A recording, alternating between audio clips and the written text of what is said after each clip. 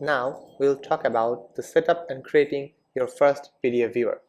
There are two methods. Here I will talk about the method 1, the upload and publish. To upload and publish your first PDF viewer, go to PDF viewer and then add new. Put a title, let's say first test PDF. Now upload the PDF. You can upload file. As I have previously uploaded, I am selecting the PDF and then click select. Now there are various options like default scrolling mode. There are 4 types of scrolling mode: vertical, horizontal, wrapped and flip. If you want to scroll vertically or horizontally, pick these two. Or if you want to scroll as wrapped, you can select wrapped. Or you want to change the page as a flipbook, select flip. I am selecting the flip. The default spread can be none, odd or even. I am selecting odd. The default zoom can be these options. There are auto, page feed and many more. Let's select page feed.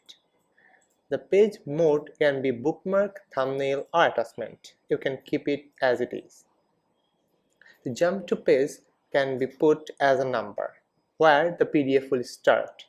As I want to start it from the beginning, I am keeping it blank. The viewer language has more than hundreds of languages. The default is English US. I am keeping the English US. You can put a link in the return to site link. There is a button in the right bottom where the link will work. If you keep it as blank, it will return to the previous page. The next option is toolbar element. If you want to customize it, you need to turn the global settings off. These are the toolbar elements: download, print, full screen, zoom, etc. You can turn these off or on. Then we will move on to the appearance tab. Like the toolbar element, you can turn the global settings off to customize it. There are 2 options: theme or custom color.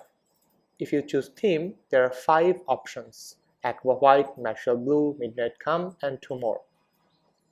If you choose the custom color, then you can color it as your own brand.